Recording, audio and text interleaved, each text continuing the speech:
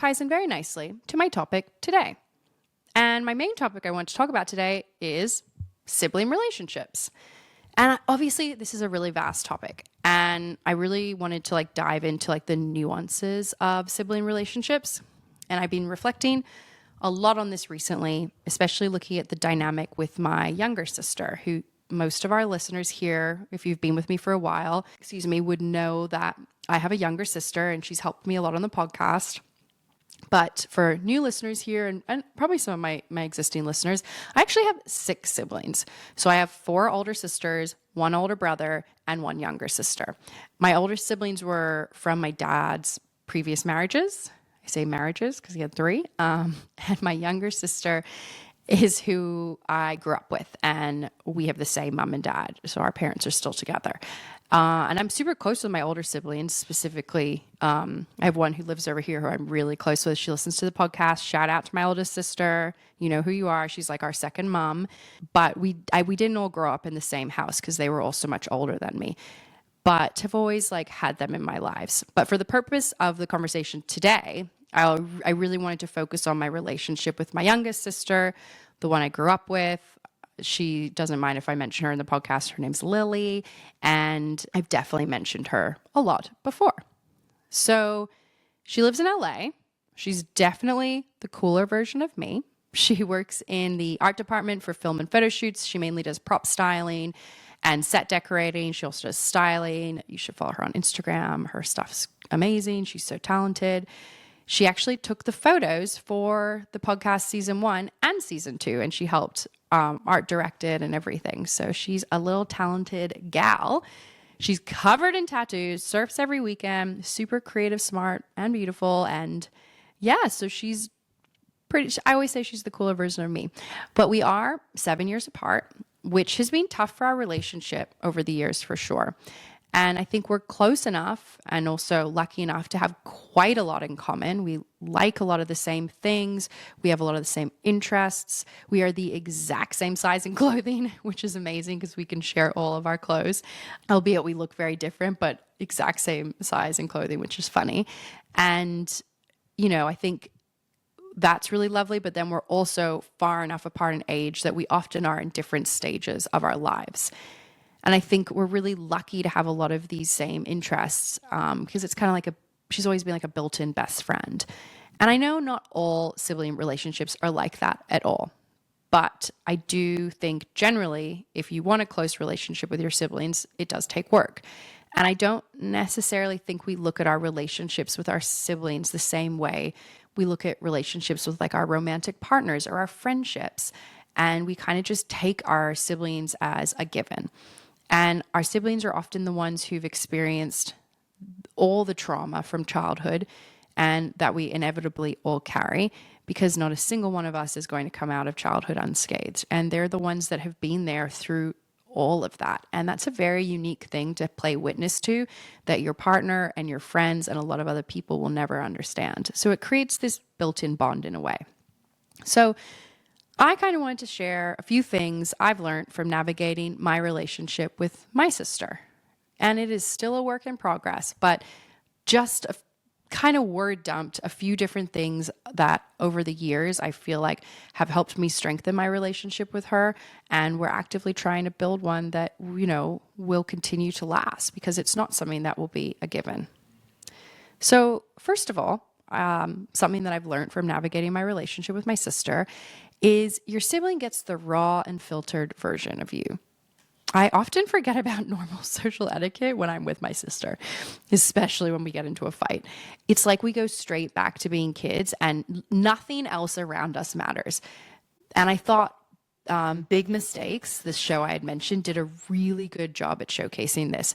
Because in the show, the 2 main characters, Morgan and Nikki, often are bickering, arguing, despite anyone who's around them or the situation they're in. They're in some crazy situations and they're just going at it. And I thought this was really such a perfect portrayal of sibling dynamics and how as siblings, we really do show the kind of realist version of ourselves. There's no filter. There's no apologies. You're just yourself. You're unapologetically yourself. And I think this is a very unique and special feeling because I do feel like with my sister, I can totally be myself. And there really isn't anything I could say to her where I would feel like, I mean, obviously we can all feel judgment, but I wouldn't feel like judgment that she'd turn her back on me type thing. And I don't ever feel the need to filter myself. And it's a really empowering feeling. However, when we're fighting, this can definitely become a problem because we definitely forget about the people who are around us. And I can't tell you how many times our poor friends have had to sit there awkwardly when Lily and I would just go at each other. So definitely apologize to our friends. Lily and I are working through this. It's definitely better. I think for anyone who has siblings, they can understand what that can look like, which really leads me to my next point. Fights with siblings have no rules of warfare. My sister and I we hit where it hurts. And your siblings know your deepest insecurities. And I've found, especially with sisters, they will not pull back their shots. And there are really no rules of warfare when it comes to fighting with your siblings. And I do feel like sisters, the relationship is just on a whole nother level. And in a way, there is something cathartic about being able to scream at one another and then 5 minutes later, you're besties again. And I think I have a perfect story of like living in New York with Lily. And we got into a brawl about our bedrooms. She had this tiny shoebox room and she was so frustrated because she desperately needed a set of drawers, but she couldn't fit them anywhere. And then I had a bit of a bigger room than hers, not still small for New York. And I desperately needed a desk so I could work from home and I couldn't fit it anywhere. And we were just like going at each other. And then all of a sudden Lily was like, wait, I have a set of drawers. I have a desk I don't need. And you have a set of drawers you don't need. Why don't we switch? And then through like crying, tears drying on our faces, we're like manically laughing, like, this is the best idea we've ever had, as we start to reorganize our entire apartment and switch our furniture around and just say, how great of an idea that was. And, power of sisters that are on a mission. So, it's really special that you can just like let it all out and then be best friends shortly after. But I have also started to realize as I've gotten older that no one deserves that raw, unfiltered anger like this. And both Lily and I are actively trying not to do that and not hit below the belt and become more patient with each other and kinder because, like I said, sisters can really hit where it hurts. And we're trying really hard not to do that because it's not fair that we feel like we can speak like that to each other, but not other people. Which kind of leads me to my next point, which is you expect more from your siblings without working on these relationships. I feel like we often want our siblings to see us and support us, but we aren't always good at asking for that or working on the relationship so we can turn up for each other. I think we often think of these relationships with our siblings as a given, but they deserve work. I personally always see that my sister will be there. I think of her as my ride or die, but that is kind of an unfair expectation because a person can't be there for you if they don't know what you need. And you can't expect them to be there for you if you don't work on the relationship.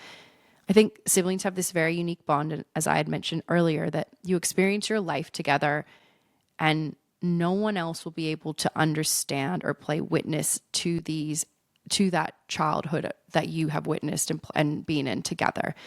I think that creates a really nuanced dynamic, though, that has a lot of triggers. And Lily and I have had to really learn how we trigger each other, and we're still learning that. I think there were ways that we treated each other as children that definitely affect us as adults. And through therapy, we're working through those situations, reflecting on them, talking to each other about them, and learning to support each other, knowing what the other person needs.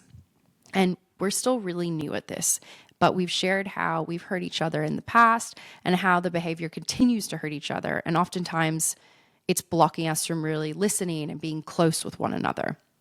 So an example is like my sister is often triggered by not feeling heard and feeling like I discount her advice because she's younger and that ultimately I don't really see her as my peer. And for me, I feel like she doesn't always prioritize me. I feel like she picks her friends and interests over me and that she doesn't respect the fact that I am older and maybe I do have some life experience.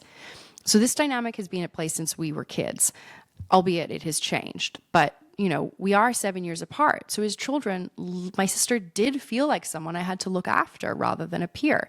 And when she moved to New York at 18 and I was already living in the city and we lived together, I really became her mother. So this concept of seeing her as someone younger and that someone I need to look after and not a peer is deeply embedded from a young age. And I was always told I needed to look after her because I have friends that are around Lily's age and it's a different dynamic, but I do think it's because of this historical context. And this is a deeply embedded relationship expectation. So it is hard for sometimes for me to see beyond that. And I have found that since she moved to LA and started to really build her own life and, kind of have her own independence in a way and figuring out who she is beyond being here with me in New York, this has slowly started to shift. And she's becoming someone I do see more of as a peer. And I've also had to look at my part in our relationship and accept that there is a reality to her perspective here and that we both need to take accountability for the roles we've played. And I need to learn to actively not treat her like, my younger baby sister, even though she is, and sometimes I will. Love you, Lily. But, she does have a seat at the table, if that makes sense. But look, as I said, we're still figuring this out and we've started to work on these patterns in our individual therapy and sharing with each other how we've hurt each other and how that kind of shows up now.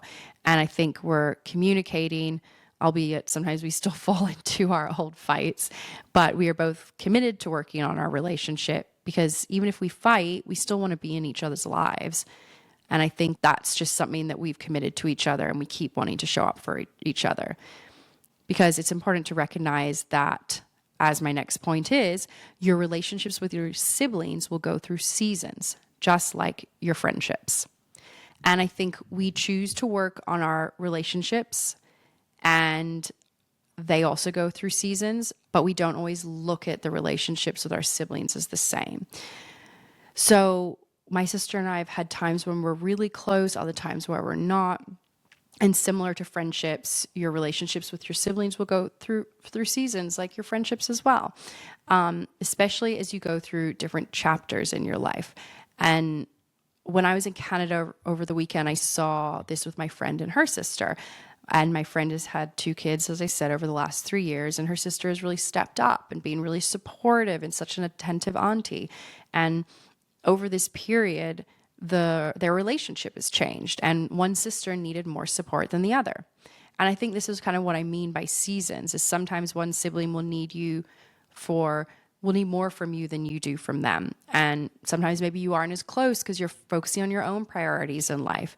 I think for my sister Lily and I, we're both working a ton right now. We don't always have time to focus on, we are focusing on building our careers and our creative passions. So we don't always have time to be spending with each other. And I know that this isn't forever. It's just a season and we support each other in different ways. And we find time for connection when we can. And I always remind myself that eventually Jeffrey and I do want to move to LA. And, I think that will be a whole new season for my relationship with Lily, living in the same city and getting to spend more time together. And, one day when I have kids, I hope she'll step up and be, there for me as well. And vice versa, me for her. And I think that even though we don't talk every day, if I call her, she almost always, sometimes she won't, will pick up. And it's like no time has passed. So I think that kind of, again, leads to my next point, which is dedicating time to your siblings. I feel like to have a really strong relationship with your siblings, you need to dedicate time to them. Just like our friendships and relationships, they need to be nurtured. With siblings, I do think we take them as a guarantee, which is partly from the fact that they've always been in our lives and they kind of, as children, were guaranteed to be there. But to really nurture and build a strong foundation and be more than just your sibling, you need to work at it. And I understand this might not be something that everyone wants because not everyone is close with their siblings. And I think it's important to evaluate the relationship beyond your shared history and ask yourself, does this person bring joy to my life? And the joy doesn't have to be all the time because no one should be adding joy to your life 100% of the time. We're all human and imperfect. But Do I feel joy from them? And do they care for me despite our triggers? And do I care for them? And I think if your answer is yes, then I do think it's worth working on the relationship. And that can be as simple as a phone call, and also not being afraid to admit that you're not perfect, because we all cause each other pain. I think ultimately, if you want a close relationship with your sibling, dedicate the time you do to your partner and your friends to them as well. Create a bucket for them too, and show up for the big moments. Make memories together and treat them as more of a given. One of my favorite memories recently with my sister was going to India last year on our mom's retreat. So Lily flew into New York for a few days prior to us flying to India together. And when we were at the airport leaving for our flight to Delhi, we just started laughing because we looked at each other and we were like, it looked like twins. We were in the exact same airport attire, same sneakers. We had sweatpants on, matching hoodies, but in a different color. And we had our little like tuna sandwiches we got from this sandwich shop in my neighborhood that we love. Don't worry, we didn't eat them on the plane. That would be insane. We ate them at the airport. And we were just sitting there with our little tuna sandwiches and getting on the plane together. And when we got to Delhi, everyone was asleep because it was pretty late. So we checked into our hotel and immediately ordered room service, and we got butter chicken, garlic naan, yogurt raita, the most white girl Indian meal you could think of. But we knew that we'd be eating lots of different food throughout the next 2 weeks. So we're like, let's just get our favorite. And we were just so excited sitting in our robes, and they brought it in on this beautiful little tray. And I got to spend 2 weeks with her, sharing a room everywhere we went. Her and I shared a room. And I just cherished that time so much. And India was beautiful. I have a whole episode on it if you're interested in hearing about my trip to India. It's from season 1. I'll link it in the episode. But it's just these small moments that are just so fun. And I always find with my sister that she makes the small kind of mundane moments just so fun. And I'm so thankful for those memories. And I think, beyond the memories, really to build a strong relationship, you got to work on yourself. And my podcast always comes back to therapy. I think I really have found the barrier to my sister and I is often our own triggers with each other. And the more that we work on ourselves, the closer we get. Because ultimately, I can't imagine not having a close relationship with my sister. She is my built-in best friend, and she can be the most annoying person ever. And we trigger each other like crazy. But I fucking love her, and I don't laugh as hard as anyone. I don't laugh as hard with anyone other than her. That is facts. And I just have so much fun doing absolutely nothing with her. She'll forever be my creative little brainstorm partner and sounding board and creative partner generally. And I think really this episode is for my sister Lily. And I'm sorry for the times that I've been mean to you and we've got at each other, but I'm just so proud of the relationship we're building, and I love you and forever and always. So this is why I wanted to share an episode about siblings, because I do think they're a really special part of your life if you are close with them. And if you aren't and want to be, then maybe some of this advice would be helpful. Because ultimately, as I start to wrap up, I think the thing about siblings is that they are the longest relationship most of us will ever have. Oh my God, that's so true. It makes me really want to cry. It's just hitting me in that way, something that I wrote. They were your best friends before your partner, before you even knew who you were. And I think that's kind of why we take them for granted, because they're just always there. And what I've learned with Lily is that being in each other's lives is a choice, and we both have to keep making it. It's not automatic. And just because we share parents and all these memories, it doesn't mean that we automatically get to be in each other's lives. The closeness we now have is because we choose it, even when it's uncomfortable and we get into these big fights and we're so let down by each other. And even when we say some mean things, we always come back to the fact that we are sitting here with each other and we want to have a relationship. And we ultimately are starting to learn that we need to both take accountability for how we've contributed to the relationship at times when we've hurt each other. So I think like I said, you're listening to this and you've grown apart from your sibling, or it's a relationship that's being complicated and you want it to be closer, I just want to say it's not too late. you don't have to have it all figured out. I think it's just willing to start and willing to dive deeper and maybe be the first one to put out the olive branch if that's what it needs. So when I was wrapping this up, I thought of something and I wrote this down, and it was saying that the people who showed up for you before you became who you are deserve a seat at the table of who you're becoming. And I thought that that was pretty poignant because my sister has always been there for me, and she was there when I was figuring this all out. And I do always want her to have a seat at my table and be there for me throughout my life and vice versa. And really, I wouldn't have done this podcast without her. She's been such a supportive person, and I am excited of where it's going now. And she's been on the sideline cheering because she had to step back a little bit this season, but I'm so grateful for her. And Lily, this one's for you. Love you always. Now go give your siblings a cuddle if you can. Thanks, listeners. And follow me on YouTube, like and subscribe. Thanks all. See you next week.